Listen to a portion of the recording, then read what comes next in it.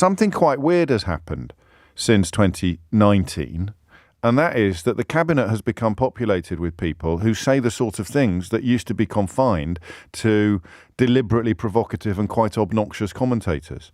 So Suella Braverman, probably the patron saint of the phenomenon that I've just described, has come under attack from the Police Superintendents Association president for her frankly witless criticism of so-called woke policing. Now, just off the top of my head, right, you're going to think of Wayne Couzens. You are, and you know, the subsequent discovery of many, many more abusers within the actual police force. You're going to remember Bieber Henry and Nicole Smallman, murder victims who were photographed, and images were shared by two serving police officers, later jailed for 33 months each. And I'm not going to read out what some of the WhatsApp messages said because you will be sick. You've got the Charing Cross toxic culture where racist, sexist and homophobic messages were routinely exchanged. Derogatory terms about people with disabilities, references to Somali children and African children, female police officers told that sexual harassment was part of police culture and that they should play the game or stay quiet. You've got probably in your own mind other memories of cases like David Carrick's, a police officer, a Met police officer who admitted 49 charges, including 24 counts of rape. You've got the 15-year-old girl strip search, Child Q, she was known as, by Met police officers at her own school. You've got the failure to investigate Stephen Port because it was contended, probably because his victims were young gay men. You've got another story this week about WhatsApp group. Officers fired from the force after their WhatsApp group that was, I don't know how my memory works, but it was named, the WhatsApp group was named Magaluf. It had 3 male officers in it. And what was particularly upsetting about that story was the way that the way it was reported that their female colleagues had thought these men were their friends, and then they read what was written about them specifically in these WhatsApp groups, and you know, that shakes your trust in colleagues, that shakes your trust in men, that kind of shakes your trust in everything when people you've been joking and laughing with and having fun with turn out to be behind your back saying these utterly disgusting things. So that's just off the top of my head, and I think most of those have happened while Suella Braverman has been in the cabinet, and many of them have happened while Suella Braverman has been in the Home Office. But she has decided that the things that people should really be getting upset about with regard to the police force is what she describes as the unacceptable level of woke policing. So she talks about badges or the progress flag, and I think she's probably talked about dancing at the Notting Hill Carnival, which has been a sort of camouflage for anti-black racism as long as I've been doing this job. Why are police officers dancing at the Notting Hill Carnival? Here's a little thing that I worked out earlier. No one has got a problem with police officers dancing at the Notting Hill Carnival. Literally nobody has got a problem with that. If people profess to have a problem with that, if I invite you to ring in and tell me why you've got a problem with police officers dancing at the Notting Hill Carnival, what you're really objecting to is police officers being nice to black people. That's your actual problem, whether you realise it or not. That's what you're actually objecting to. Nobody's got a problem with police officers wearing pride badges or wearing one police officer on one day wearing a multicoloured helmet or having a bit of a boogie at a pride march. What you're really objecting to is police officers being nice to gay people. Because you're not really allowed to be publicly racist or publicly homophobic anymore. And so the ways in which you can be subtly racist or subtly homophobic involve attacking the police for being nice to the people that you hate.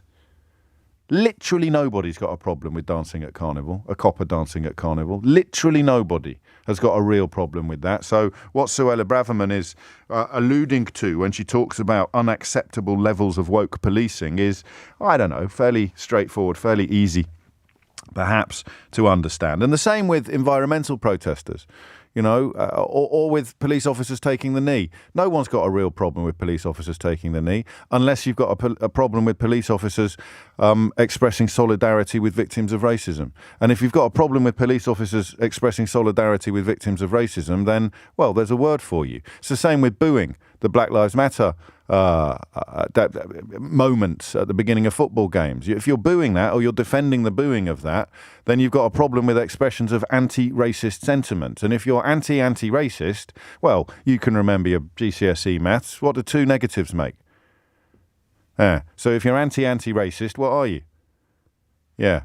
So why do people like Suella Braverman attack police officers for trying to foster warmth and friendliness with the people that they are serving, the people that they are protecting? Because the idea that the police exist solely to clobber criminals is arguably one of the stupidest things you're going to hear all year. The police exist to foster community spirit, to make places safer, to make people feel safe, to make people feel confident that in the event of being victims of crime, they can go to a police officer and be looked after. God knows they've got a hell of a lot of work to do after the Wayne Couzens case, but up pops a Home Secretary claiming that the real problem with the police is that they are too woke or that they are politically correct. It's insane and disgusting. I didn't realise how serious it was, actually, until I had a little look at what what Paul Fotheringham, the Police Superintendents Association president, said, because I thought to myself, you're getting a bit carried away about it. No one takes Suella Braverman seriously. But speaking at the association's annual conference in Stratford-upon-Avon, he said, literally, she references dancing and fraternising with political demonstrators, which we assume relates to police attending at Pride. She talks about the displaying of the progress flag and the wearing of badges. These are deeply personal and passionate matters for our staff and our communities. He said, what I have actually seen are plenty of examples of effective community engagement and a desire to promote and welcome inclusion in all its forms. And this, of course, is a fellow who's earned his spurs in uniform. Trust and confidence starts with how we treat our people. If they cannot be their true selves at work, how can we expect them to police our communities in the best possible way?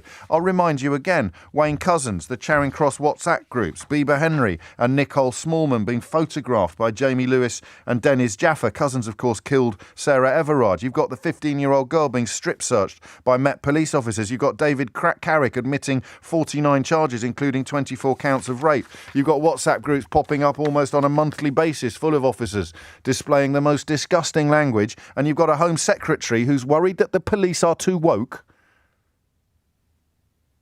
Just run that by me, will you? Just talk me through that.